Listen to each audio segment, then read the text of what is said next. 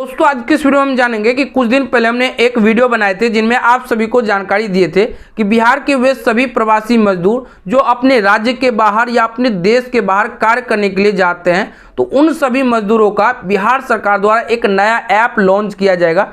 बिहार प्रवासी कामगार ऐप, उस ऐप पे निबंधन यानी रजिस्ट्रेशन करना होगा ताकि उन्हें बेनिफिट्स मिल सके। तो आज के इस वीडियो के माध्यम से स्टेप बाय स्टेप बिहार प्रवासी मजदूर कामगार ऐप पे कैसे आप निबंधन यानी रजिस्ट्रेशन करेंगे, इसकी पूरी प्रोसेस बताने वाला हूं, तो वीडियो को आप अंत तक देखते रहिए। मेरा नाम है राजकुमार और आपका अपना ही चैनल राज हेल्प में आपका स्वागत है। तो चलिए वीडियो शुरू करते हैं। फ्रेंड्स, वीडियो बनने से पहले हमेशा की तरह आपसे एक रिक्वेस्ट है, लाइक कर दीजिए और इसी तरह जानकारी के लिए आप हमारे चैनल को सब्सक्राइब कर लीजिए, साथ में बेल आइकन को ऑन कर लीजिए। तो बिहार प्रवासी कामगार ऐप में रजिस्ट्रेशन करना चाहते हैं तो इसके लिए आपको सबसे पहले बिहार प्रवासी कामगार ऐप को ओपन करना और इस तरह से आप देखिए बिहार प्रवासी कामगार देखने को मिल जाएगा। अब जैसे आप ओपन करेंगे कुछ इस तरह से डैशबोर्ड देखने को मिल जाएगा। सबसे पहले ऊपर में देखिए विभागीय लॉगिन दिया गया। अब अगर आप बिहार प्रवासी कामगार ऐप में रजिस्ट्रेशन करना चाहते हैं तो यहाँ पे देखिए कंटिन्यू एज ए गेस्ट, इस पर आपको इस तरह से क्लिक करना है। इस तरह से यहाँ देखिए पंजीकरण फॉर्म खुलकर आ जाएगा। सबसे पहले यहाँ देखिए आपसे पूछा जा रहा है कि आप पूर्व से श्रम विभाग में निबंधित है। अगर आप निबंधित है तो यहाँ से आपको वहाँ पे क्लिक करना है। जैसे आप वहाँ पे क्लिक करें तो यहाँ पे आपको निबंधन संख्या एंटर करना होगा। लेकिन अगर आप निबंधित नहीं है तो इस पर क्लिक करके यहाँ से आपको नहीं पे क्लिक करना है।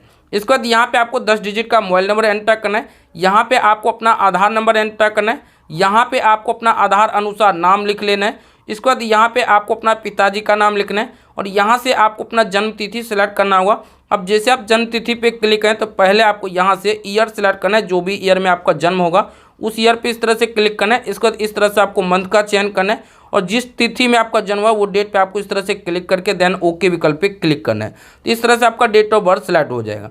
इसके बाद यहाँ से आपको जेंडर बताना होगा, पिछड़ा वर्ग है या अत्यंत पिछड़ा वर्ग है या समान है, अनुसूचित जाति, अनुसूचित जनजाति है, जो भी है आप अपने अनुसार इस तरह से चयन कीजिए।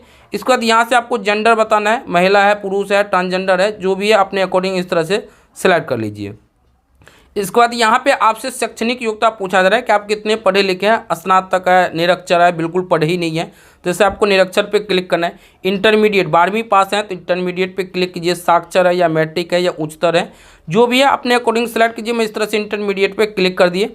इसके बाद दोस्तों यहाँ पे देखिए अस्थायी पता पूछा जा रहा है तो सबसे पहले आपको ये जिला पे क्लिक करना है और जो भी आपका जिला का नाम होगा आप अपने जिला के नाम पे क्लिक कर दीजिए। तो मैं इस तरह से अपने जिला के नाम पे यहाँ पे क्लिक कर दिए।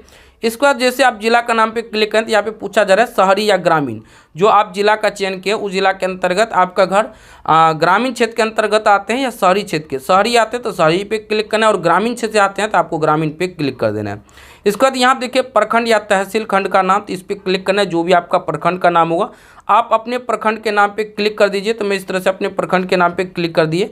इसके बाद दोस्तों यहाँ पे देखिए पंचायत या नगर निगम, तो अगर आप ग्रामीण क्षेत्र से आते हैं तो यहाँ से आपको अपना पंचायत का नाम सेलेक्ट कर लेना है, जो भी आपका पंचायत का नाम होगा।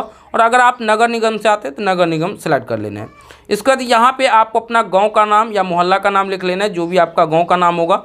इसके बाद दोस्तों यहाँ पे आपको अपना पुलिस थाना, जो भी आपका पुलिस स्टेशन होगा वो लिख लेना है। यहाँ पे आपको अपना पोस्ट ऑफिस का नाम लिखना है।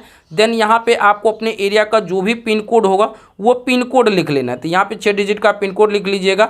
इसके बाद दोस्तों यहाँ पे देखिए आपसे बोला जा रहा है कि वर्तमान कार्यस्थल, यानी कि अभी आप कहाँ पे काम कर रहे हैं। तो पहले आपको ये वाले ऑप्शन पे क्लिक करना है। अब देखिए 2 ऑप्शन देखने को मिलेगा। पहला पूछा जा रहा है कि आप देश के बाहर काम करने के लिए जाते हैं या बिहार के बाहर जाते हैं। जैसे देश के बाहर हो गया, नेपाल हो गया, भूटान हो गया, ऐसे कई देश है, सऊदी अरब हो गया। तो जहाँ भी जाते हैं वो आपको चयन करना है। तो देश के बाहर जाते हैं तो आपको देश के बाहर पे क्लिक करना है। लेकिन आप बिहार राज्य के अलावा दूसरे राज्य में काम करने जाते हैं, जैसे कि हो गया दिल्ली, हरियाणा, यूपी, तो ऐसे में आपको बिहार के बाहर वाले ऑप्शन पे क्लिक करना है। अब यहाँ पे आपसे राज्य पूछा जा रहा है कि कौन से राज्य के अंतर्गत काम करने के लिए जाते हैं, तो वो राज्य का यहाँ पे आपको चयन कर लेना है। मैं इस तरह से गुजरात पे उदाहरण पर्पस क्लिक कर दिए।